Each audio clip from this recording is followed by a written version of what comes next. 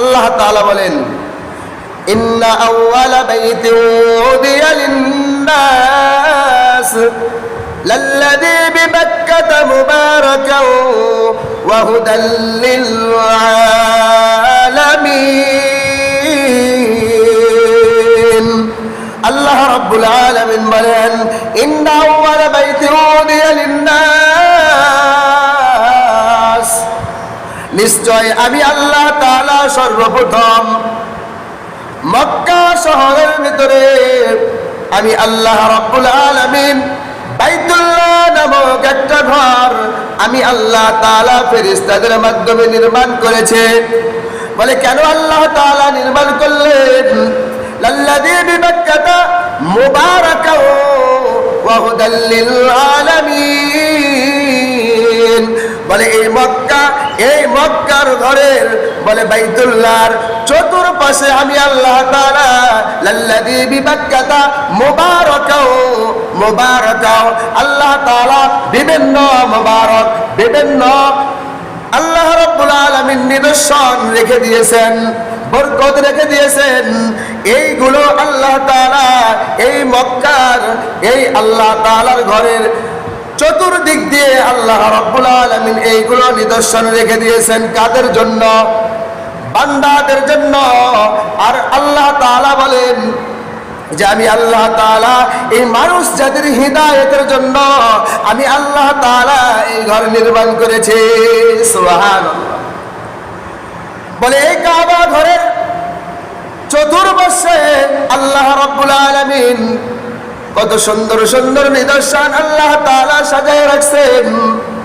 বলে ফেরেশতারা যখন এই কাবা ঘর নির্মাণ করেছিলেন মানুষ সৃষ্টির 2000 বছর আগে, এরপরে যখন মানুষকে আল্লাহ রাব্বুল আলামিন দুনিয়ার জমিনে পাঠাইলেন আদম হাওয়াকে, এরপরে ক্রমকে এইভাবে আল্লাহ তাআলা এক এক করে নবীদেরকে পাঠাইলেন। এরপরে ইব্রাহিম আলাইহিস সালাম চলে আসলেন। ইব্রাহিম আলাইহিস সালাম আসার পরে আল্লাহর খলিল আল্লাহ তাআলার আদেশে এই কাবা ঘর পুনরায় নির্মাণ করলেন। মাটির দ্বারা, কিসের দ্বারা? আবার মাটির দ্বারা ইব্রাহিম আলাইহিস সালাম এই কাবা ঘরটা নির্মাণ করেছেন। কার উপরে? বলে একটা পাথরের টুকরার উপরে, যেটা কবর পর্যন্ত উঁচা, এইরকম একটা পাথরের উপরে ইব্রাহিম আলাইহিস সালাম সওয়ার হইয়া চড়িয়া কাবা শরীফের নির্মাণ কাজ করেছেন।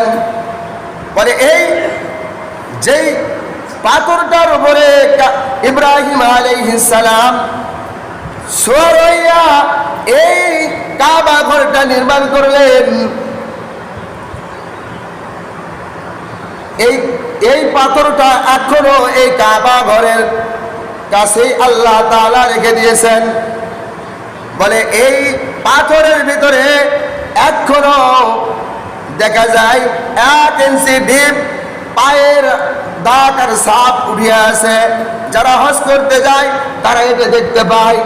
যাহা এখনো ইব্রাহিম আলাইহিস সালামের এই পায়ের দাগ এখনো সেখানে ছাপ উঠে আছে। কয় ইঞ্চি ডিপ হয়ে আছে? এখনো 1 ইঞ্চি। এই হাতিমে কাবা শরীফের পাশে এই নিদর্শনটা আল্লাহ রাব্বুল আলামিন মাকামে ইব্রাহিম নামক এই পাথরে আল্লাহ তাআলা সেখানে রেখে দিয়েছেন। এই পাথরে সরে ইব্রাহিম আলাইহিস সালাম কি করেছেন? এই আল্লাহ তাআলার ঘর বাইতুল্লাহর নির্মাণ কাজ করেছেন। বলে ইব্রাহিম আলাইহিস সালাম যখন আস্তে আস্তে উপরের দিকে কাবা ঘর নির্মাণ করেন, বলে নিচের দিকে তো সাফ হয়ে যায়। আল্লাহ তাআলার কুদরতে এই পাথরটাও কুদরতি ভাবে উপর দিকে আস্তে আস্তে লিফটের মতো উঠতে থাকে।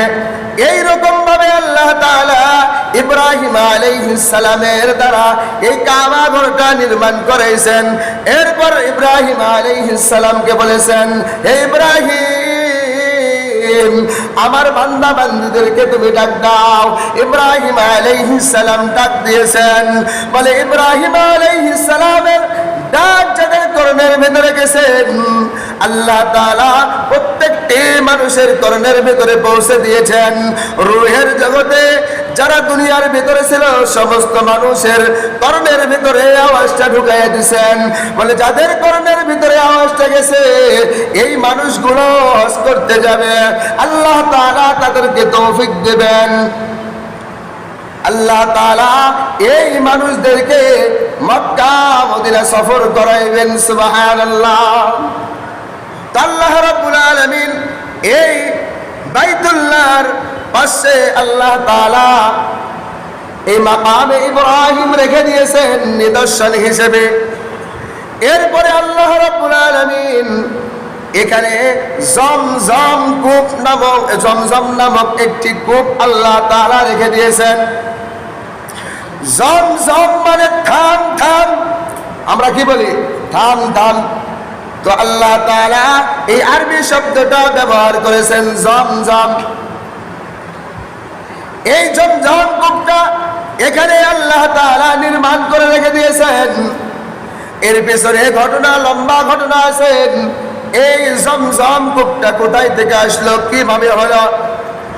আল্লাহ রাব্বুল আলামিন ইব্রাহিম আলাইহিস সালামের দ্বারা এই জমজম কূপ এখানে নির্মাণ করেছেন। ইব্রাহিম আলাইহিস সালাম যখন বিবাহ করেছিলেন সারাকে, বলে তার কোনো সন্তান আদি হয় না। সন্তান আদি না হওয়ার জন্য আল্লাহর খলিলকে সাহারা প্রথম স্ত্রী তাকে সহযোগিতা করে তাকে আর একটা বিবাহ করাইলেন। মা হাজরা আলাইহিস সালামকে দ্বিতীয় বিবাহ করাইলেন। বলে এই দ্বিতীয় বিবাহ করানোর পরে যখন হাজরা আলাইহিস সালামের গর্ভ থেকে ইসমাঈল আলাইহিস সালাম দুনিয়ার বুকে আসলেন। আসার পরে মহিলাদের ভিতরে যতই বুজুর্গ হোক না কেন তাদের অন্তরের ভিতরে কিন্তু হিংসা নামক একটা জিনিস, এই জিনিসটা বেশি কাজ করে। তো সাহরা দেখতেছেন এটা আল্লাহ তাআলারই খেলা, আল্লাহ রাব্বুল আলামিন এইগুলো ঘটাইবেন। এই জন্য সাহরার অন্তরের ভিতরে হিংসা নামক একটা বস্তু ঢুকাই দিয়েছেন। সাহরা ডাকতে বললেন, হে আমার আল্লাহর খলিল, তাড়াতাড়ি আপনার দ্বিতীয় স্ত্রী হাজরা এবং ইসমাইলকে আমাদের এখান থেকে সিরিয়া থেকে দূরে রেখে আসেন। এমন একটা জায়গায় রেখে আসবেন যেখানে মানবহীন কোনো মানুষ নাই, গাছ গাছালি নাই, কোনো কিছু নাই, এমন মরুপ্রান্তে আপনি রেখে আসবেন। আল্লাহর খলিল সাহারার এই কথা শুনে চিন্তায় পড়ে গেলেন।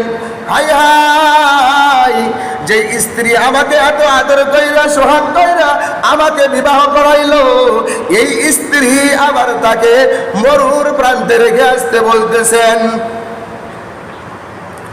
এই কথাটা ইব্রাহিম আলাইহিস সালাম মেনে নিতে পারলেন না, অন্তরে খুব কষ্ট হইতেছেন। আল্লাহ তাআলা এটা চান যাহা এটা হোক। ইব্রাহিম আলাইহিস সালাম চিন্তার ভিতরে পড়ে গেছেন।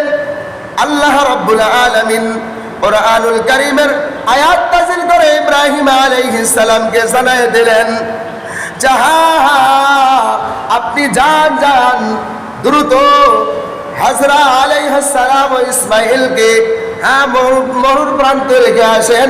সাহারা যেটা বলেছেন এটাই ঠিক, আপনি থুয়ে আসেন, রেখে আসেন। আল্লাহর ফয়সালা। ইব্রাহিম আলাইহিস সালামের অন্তরে তো ব্যথা। হাই হাই, কতদিন পর এই বৃদ্ধ বয়সে একটা সন্তান পাইলাম, এই সন্তানকে আর আদর করতে পারবো না, এই সন্তান আমার কাছে থাকবে না, এই সন্তানকে আর লালন পালন করতে পারবো না। কত অন্তরের ভেতরে কষ্ট। কিন্তু যতই কষ্ট হোক না কেন আল্লাহ তাআলার আদেশ মানতেই হবে। আল্লাহর আদেশে হযরত ইব্রাহিম আলাইহিস সালাম মা হাজেরা ও ইসমাইল আলাইহিস সালামকে নিয়ে কিছু খেজুর নিয়ে কিছু পানি নিয়ে উটের উপরে সওয়ার হইয়া ওই সিরিয়া থেকে কয়েকদিন যাবৎ সওয়ার হইয়া এই মক্কার ফ্রান নামক প্রান্তরে যখন পৌঁছে গেল, যাওয়ার পরে ইসমাইল আলাইহিস সালাম ও মা হাজরা আলাইহিস সালামকে এখানে উটের পিঠ থেকে নেমে দিলেন। নামানোর পরে কিছু দূর যাওয়ার পরে সেখানে রেখে বললেন যে তোমরা এখানে থাকো, আমি আসি, আমি যাই। আল্লাহর খলিল এই কথা বলে যখন বাড়ির দিকে রওনা হলেন, হযরতে হাজরা আলাইহিস সালাম ডাক দিয়ে বলেন, আল্লাহর খলিল, আপনার নবজাতক সন্তান ইসমাইল আমি হাজরাকে রেখে এই মরুপ্রান্তে যেখানে কোনো মানুষ নাই, মানবহীন একটা জায়গায় আমাদেরকে রেখে আপনি কোথায় যাইতেছেন? ইব্রাহিম আলাইহিস সালাম কোনো কথা বলেন না, সামনের দিকে যাইতেছেন, কোনো জবাব নাই। আল্লাহ তাআলার খলিল কোনো জবাব দিতে পারতেছেন না। অন্তরে বড় কষ্ট, অন্তরে বড় কষ্ট। আমার আদরের সন্তানকে রেখে যাইতেছি, আমার স্ত্রীকে রেখে যাইতেছি, অন্তরের ভিতরে বড় ব্যথা। ইব্রাহিম আলাইহিস সালাম কিছু দূর গেছেন, যাওয়ার পরে হাজরা আলাইহিস সালাম ইব্রাহিম আলাইহিস সালামের পেছনে পেছনে দৌড় দিয়েছেন। বারবার জিজ্ঞাসা করতেছেন, এ আল্লাহর খলিল, আমাদেরকে এখানে রেখে যাইতেছেন কেন? এই মরুর প্রান্তে আমাদেরকে রেখে যাইতেছেন, কি জন্য রেখে যাইতেছেন? কার জন্য রেখে যাইতেছেন? যখন বলেছেন কার কাছে রেখে গেলেন আমাদেরকে, আল্লাহর খলিল ওই সময় বললেন, ইদাল্লাহ ইউযাইআনা। আল্লাহর খলিল যখন বলেছেন যে আল্লাহ তাআলার কাছে তোমাদেরকে রেখে গেলাম, হাজরা আলাইহিস সালাম তখন বললেন, ইদাল্লাহ ইউযাইনা, অবশ্যই অবশ্যই আল্লাহ তাআলা তাহলে আমাদেরকে বরবাদ করবেন না, অবশ্যই আল্লাহ তাআলা আমাদেরকে দেখবেন। এই কথা শোনার পরে হাজরা আলাইহিস সালাম নিজ স্থানে চলে গেলেন। এদিকে ইব্রাহিম আলাইহিস সালাম বহু দূরে যাওয়ার পরে পিছনের দিকে এখনো কিন্তু তাকায় নাই, বড় মায়া। পিছনের দিকে তাকাইলে সামনে আর যাইতে পারবে না, এই জন্য কোনো সময় পিছনের দিকে তাকাই নাই। দূরে গিয়ে যখন দেখতেছে আর দেখা যায় না, এত দূরে চলে গেছেন হাজরা আলাইহিস সালাম আর দেখতে পারতেছেন না। বলে তখন পিছনের দিকে ফিরাইয়া দেখেন যে না, হাজরাকে আর দেখা যায় না। আল্লাহর খলিল ওই সময় আল্লাহ তাআলার কাছে দোয়া করলেন হাজরা ও ইসমাইল আলাইহিস সালামের জন্য, রব্বানা ইন্নী আসকানতু মিন যুররিয়্যাতি বিওয়াদিন গায়রি যী যুরইন ইনদা বাইতিকাল মুহাররাম। আল্লাহ তাআলার কাছে দোয়া করলেন, আল্লাহ আমি আমার সন্তান ইসমাইল ও হাজরা আলাইহিস সালামকে আল্লাহ আপনার কাছে রেখে গেলাম। এই মরুর প্রান্তে যে কোনো মানুষ নাই, মানুষহীন একটা মরুভূমি, যেখানে খাবার ব্যবস্থা নাই। আল্লাহ আপনি তাদের খাবার ব্যবস্থা করেন, মানুষের ব্যবস্থা করে দিয়েন, বসতির ব্যবস্থা করে দিয়েন। আল্লাহ আপনি তাদের উপরে রহম করেন। এইরকম ভাবে দোয়া করে ইব্রাহিম আলাইহিস সালাম চলে গেলেন। আল্লাহ রাব্বুল আলামিন তাদেরকে এখানে আল্লাহ তাআলা বসতির ব্যবস্থা করে দিয়েছেন। বলে কিছুদিন যখন আস্তে আস্তে 2-3 দিন চলে গেলেন, যাওয়ার পরে হাজরা আলাইহিস সালামকে যে খেজুর আর পানিটা দিয়ে গিয়েছিলেন, বলে এই পানি ফুরে গেছে, খেজুরও ফুরে গেছে, শেষ হয়ে গেল। যাওয়ার পরে হাজরা আলাইহিস সালামের কাছে আর খাওয়ার মতো কিছুই থাকলো না। আস্তে আস্তে দিন যায়, হাজরা আলাইহিস সালাম কাতর হয়ে যায়। আস্তে আস্তে স্তনের দুধ শুকে যায়। মা যদি কিছু খাইতে না পায়, আর কি দুধ পায় সন্তান? আর পায় না। সন্তান ইসমাইল আর মায়ের স্তনের দুধ পায় না। মা বেচারা তো হতাশ হয়ে গেছে, হায় হায় আমার সন্তান ইসমাইলকে আমি এখন কিভাবে বাঁচাইব? আমি না খাইলেও সমস্যা নাই, কিন্তু শিশু সন্তান ইব্রাহিম আলাইহিস সালাম আমার কাছে রেখে গেছেন, আমি এই সন্তানকে কিভাবে বেঁচে রাখবো? এই যে একটা চিন্তার ভেতরে পড়ে গেছে, পেরেশানির ভেতরে পড়ে গেলেন। পেরেশান সন্তানকে নিয়ে, হায় হায় আমার সন্তান কি ধুকে ধুকে মারা যাবে? আমার সন্তানকে কি আমি কিছুই খাওয়াইতে পারবো না? আমার ইসমাইল কি দুনিয়া থেকে চলে যাবে? অন্তরের ভেতরে মায়ের একটা মায়া আর দয়া আমি আপনি বুঝবো না। এই নারী সিরা ধন, মাও বোঝে সন্তান কি জিনিস। মা পাগলিন হয়ে গেছে, সন্তানকে কিভাবে খাওয়ানো যায়, সন্তানকে কিভাবে বাঁচানো যায়। ইব্রাহিম আলাইহিস সালাম তো রেখে চলে গেল, এদিকে হাজরা সব কিছু ফুরে গেল। হাজরা আলাইহিস সালাম দূরে তাকায় দেখে ওই পাহাড়ের উপর থেকে ঝিকিমিকি করতেছে পানির মতো, মনে হয় ঝর্ণা থেকে পানি পড়তেছে। বলে সাফা পাহাড়ের দিকে পানির জন্য দৌড় দিছেন। দৌড় দিয়ে কাছে গিয়ে দেখে, হাই হাই কোনো পানি নয়। পাথরের উপরে, বালুর উপরে রোদের কিরণ পড়ে, বলে এই চিকমিক করতেছে পানির মতো। হাজরা আলাইহিস সালাম আরো চিন্তা করে গেলেন, হায় হায় আমি আমার সন্তানকে কিভাবে বাঁচাইব? এখান থেকে দৌড় দিয়ে সন্তানের কাছে গেছেন যে সন্তানকে কি অন্য কিছু হিংস্র জানোয়ার খেয়ে ফেলে দেয় নাকি। দৌড় দিয়ে সন্তানের কাছে গেছেন, আবার তাকায় দেখেন মারোয়া পাহাড়ের দিকে চিকচিক করতেছে পানির মতো ঝর্ণা, যেরকম ঝর্ণা থেকে পানি পড়ে। আবার দৌড় মারোয়া পাহাড়ের দিকে, দৌড়ে গিয়ে দেখে এখানেও পানি নাই। বলে এই বালুর উপরে, পাহাড়ের উপরে, বলে রোদের কিরণ পড়ে চিকচিক করতেছে, আসলে পানি নয়। আবার মারোয়া থেকে সাফার দিকে তাকায় দেখে পানির মতো কি যেন পড়তেছে। বলে এইরকম ভাবে 7 বার দৌড়াইছেন, মা পাগলিনী হয়ে গেছে, সন্তানকে কিভাবে বাঁচানো যায়। আল্লাহ তাআলা এই হাজরা আলাইহিস সালামের এই সাফা মারোয়া দৌড় দেওয়া 7 বার আল্লাহ তাআলা হাজীদের জন্য এই সাফা মারোয়া দৌড়ানো আল্লাহ তাআলা জরুরি করে দিয়েছেন। সুবহানাল্লাহ। তো এখানে হাজরা আলাইহিস সালাম পানি পালেন না। এখান থেকে ফিরে এসে দেখে, সংকেত করতেছি সময় পার হয়ে গেছে, হ্যাঁ, এসে দেখেন যে এখানে ইসমাইল আলাইহিস সালাম তার পায়ের সন্তান যখন কান্দাকাটি করে, ছোট সন্তান, তখন কি করে? পা নাড়াচাড়া করে। তো এই পা দিয়ে যে নাড়াচাড়া করতেছে, পায়ের গোড়ালি দিয়ে আঘাত লাগতেছে মাটির ভেতরে।